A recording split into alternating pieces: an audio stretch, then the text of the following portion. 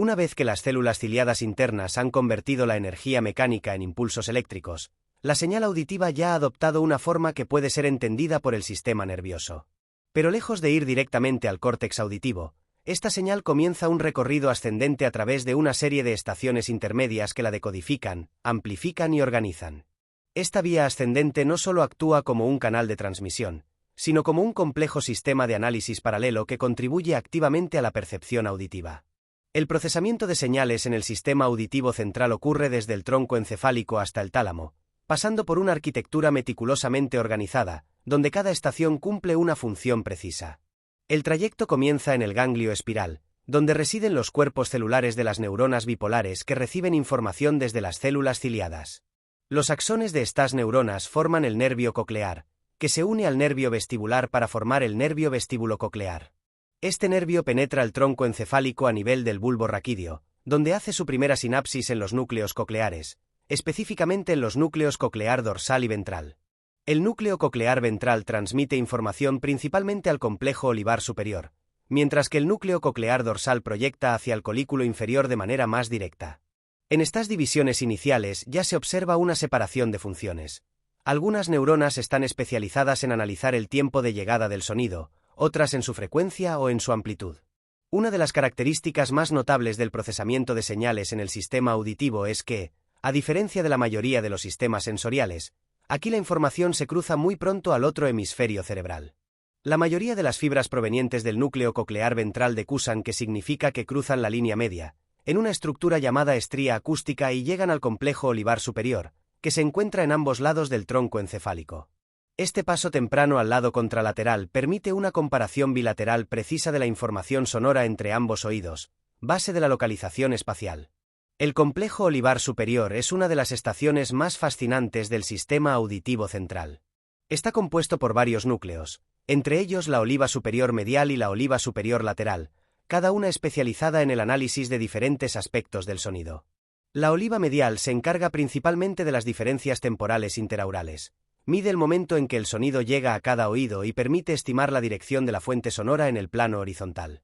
Esto es crucial para localizar sonidos de baja frecuencia, donde la longitud de onda es mayor y la cabeza no bloquea significativamente el sonido. Por otro lado, la oliva lateral analiza las diferencias de intensidad interaurales, más relevantes para sonidos de alta frecuencia, que son más fácilmente atenuados por la cabeza al llegar al oído contralateral. La combinación de estas dos estrategias de comparación binaural permite al sistema auditivo construir un mapa tridimensional de la escena sonora, lo cual es especialmente útil en ambientes ruidosos o cuando se requiere discriminar entre múltiples fuentes de sonido. Este tipo de análisis es lo que permite, por ejemplo, que una persona detecte la posición de un automóvil que se aproxima sin necesidad de verlo, o que ubique la fuente de una voz en una habitación llena de conversaciones.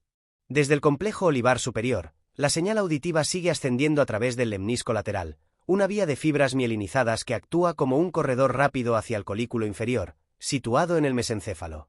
Durante este trayecto, hay sinapsis adicionales en núcleos del lemnisco lateral, que también participan en el análisis temporal y en la detección de características acústicas complejas como las modulaciones de amplitud y frecuencia. A lo largo de esta ruta, la señal auditiva sigue siendo refinada, se filtra el ruido y se integran aspectos espectrotemporales de los sonidos.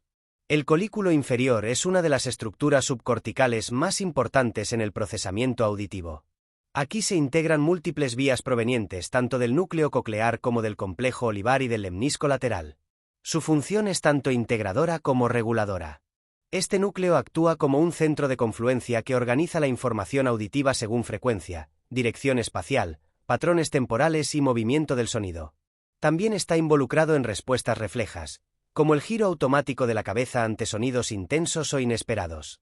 El colículo inferior, además, prepara la información para su entrada a los centros superiores del cerebro.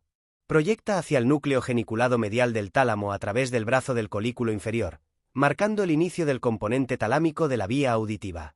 El tálamo auditivo no es simplemente un retransmisor pasivo, como se pensaba antiguamente. El núcleo geniculado medial organiza la señal en patrones temporales complejos, la coordina con otras modalidades sensoriales, y sobre todo, prepara la información para su procesamiento en la corteza cerebral. Dentro del núcleo geniculado medial existen subdivisiones que cumplen funciones diferentes. Una parte se especializa en la codificación rápida de sonidos transitorios, otra la identificación de secuencias acústicas complejas como las del lenguaje o la música. Aquí se continúa la organización tonotópica, es decir, la representación espacial ordenada de las frecuencias. Desde este núcleo parten fibras que constituyen la radiación auditiva, las cuales se proyectan hacia la corteza auditiva primaria, situada en la circunvolución temporal superior del lóbulo temporal, específicamente en el área conocida como área de Esl. Todo este recorrido del procesamiento de señales ocurre en apenas milisegundos. La velocidad y la precisión con la que el sistema auditivo realiza estos cálculos subcorticales son extraordinarias.